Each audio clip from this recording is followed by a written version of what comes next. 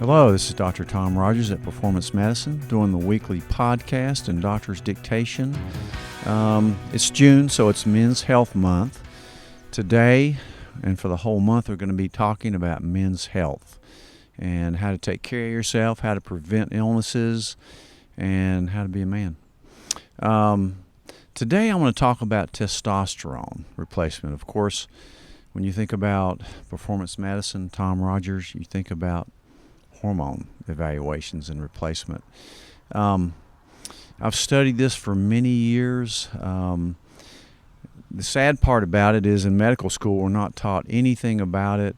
30 years ago in my practice, I rarely even checked for it. Even when these men would come in with all the symptoms, I didn't check for it but maybe once or twice, and then when I did, I was taught to give them 400 milligrams of testosterone once a month, which is probably the worst thing you can do.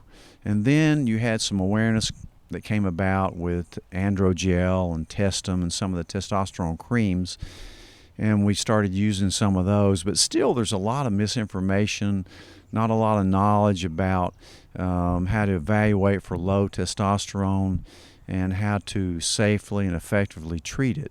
So I can tell you for a fact, I probably treat more low T than probably any other physician in Tennessee.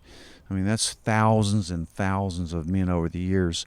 So, hopefully I've developed a lot of expertise about this and knowledge and confidence in doing it. It seems like every day in my practice, I get somebody, like I had the guy last week, new patient, very nice, who had been to his doctor. His testosterone level was 500, but yet he had all the symptoms of low T, like he was tired, he had a decreased sex drive, he had a little bit of ED, and this wasn't a real old guy either. He had some irritability, he fell asleep after eating meals, he was tired, he had gotten belly fat, former athlete who wanted to go back to the gym, and in fact did go back to the gym, but he said it was almost like a waste of his time because he couldn't build muscle. And it was tired to even get motivated to go to the gym. So his testosterone level was, I think, 522, but all the symptoms. So what I did, told him, well, you probably have low free testosterone, which actually is the part that works. Really, about 3% of your total testosterone actually works. So the rest can be bound up by this thing called sex hormone binding globulin. And so sure enough, when I checked his free T, it was very low by any scale. And of course, we're going to treat him. So he had a high sex hormone binding globulin that was taking all the free T out of the system. Now, if I get a guy that has a low total testosterone, I know they've got a low free T as well. No need to even look at that. So, when you evaluate guys for low T, depending on the age and the symptoms, you have to kind of figure out why do they have low T in the first place. So you have to work that up, and then you have to replace it without, knocking down their own ability to produce testosterone in itself. So you really have to know what you're doing. You also have to know that it can aromatize or change into estrogen when you treat men with this. So, and you don't want that. You need some estrogen for heart protection, for bone protection, but you don't want too much of it because it can then cause symptoms of impotency, low libido, and heart disease. Also gynecomastia and a bunch of other things like moodiness. So you really have to know what you're doing. The other thing you have to watch out for is that it doesn't bump your hematocrit up, which is your red blood cell count. In most cases, testosterone is great for that because it brings it up to a good level. But if it gets it too high, your blood can get too much sludge in it, and it can make you feel bad. If you ever see somebody that's worked out in the gym, you suspect they're on steroids, and their head's real red, you know that they're taking anabolic steroids and they need to donate some blood. So you have to know what you're doing with this. But I'll tell you, out of any medicine that I've used in my 35 years of practice, that people come in and thank me for and tell me that this has changed their life, and this is women too, but for just testosterone men, No, women need it too, but it'd be testosterone. They thank me profusely for it, and so it's very gratifying. There's no doubt that as you get older, your hormone levels decline. As they decline, you decline in every way. It's almost like nature telling us you're finished reproducing, start dying. As you know, we're living a long time. So if you don't want your brain and your bones and your muscles to deteriorate, you better think about checking your hormone levels. Of course, this goes even more so for women than men. They're more hormonally complex. But for men, it's not that hard. Unfortunately, there's a lot of myths about testosterone replacement. But here's some things I can tell you with absolute confidence. It does not cause prostate cancer. In fact, it prevents it. You have to know what you're doing. Even, they say, well, you shouldn't give a guy testosterone that has prostate cancer. Well, you probably shouldn't because of medical malpractice, but it actually won't even make it worse.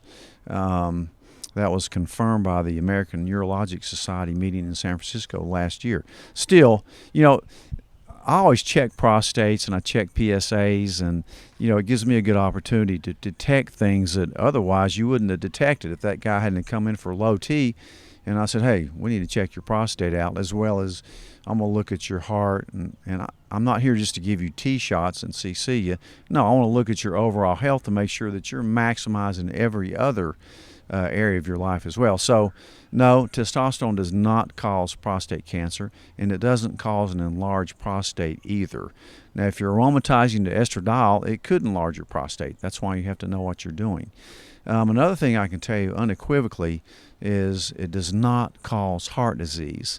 I had a patient a couple weeks ago who had been to his heart doctor, and he did have heart disease from other causes, and he was getting testosterone. So his cardiologist goes, well, you've got to get off that testosterone. This could be bad for your heart. Well, obviously he didn't know anything about hormones. He has his line of things, which is cardiology, knows nothing about hormones. So when the guy came back to me, I reassured him that he's doing the right thing by replacing his testosterone. Your heart's a muscle and actually has more receptors for testosterone than your testicles do. So absolutely does not cause heart disease. You have to watch that it doesn't bump up your hematocrit so much that it can cause circulatory problems. That's why we check hematocrits.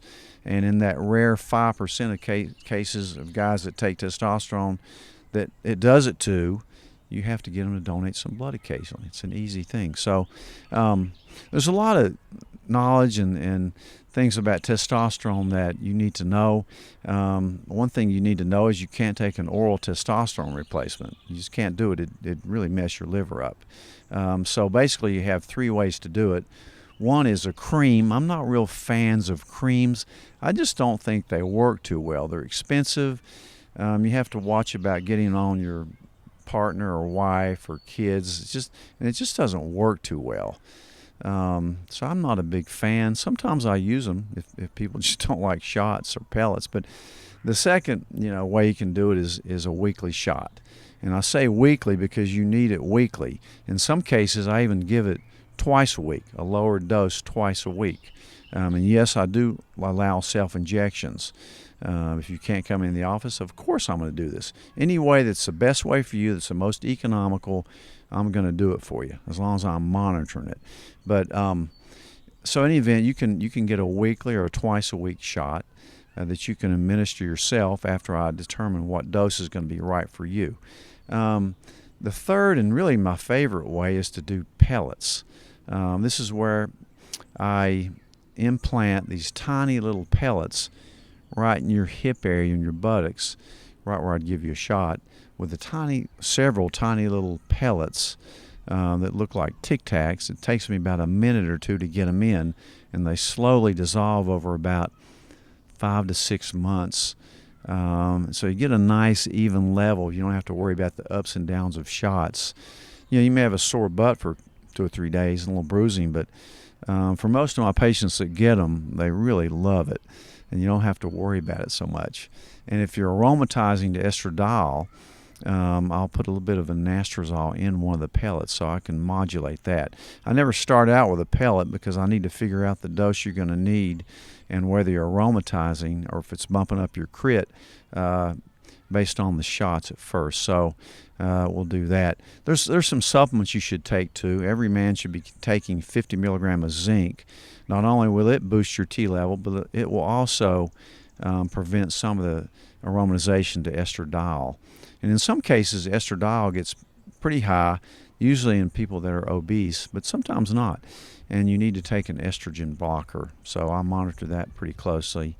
And then kind of look at all the other stuff for men's health that you need to worry about as you develop as a man. As I tell everybody, men are more susceptible and die more often out of 9 of the top 10 causes of death over women. So men sometimes ignore their health. They don't like to see the doctor because they're scared of what the doctor may tell them, or they're macho, who knows. It's usually their wife or spouse or girlfriend that gets them to come in.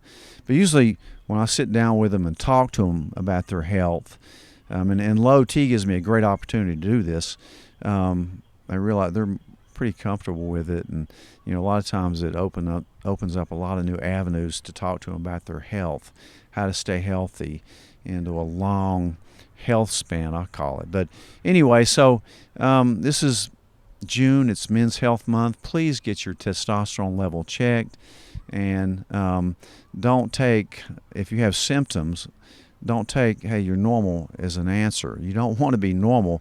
You want to be optimal. So don't hesitate to question it or come to Performance Medicine, where we're experts in replacing this, and talk to us about doing that. So I hope you're having a good month. It's June. It's wonderful. Get out and get some sunshine, vitamin D, along with all the other vitamins and things you can do. Exercise, get a good night's sleep, keep stress out of your life, and stay healthy. Any questions, please don't hesitate to come by the office or look at our website, performancemedicine.net. I hope you have a great week. Thank you.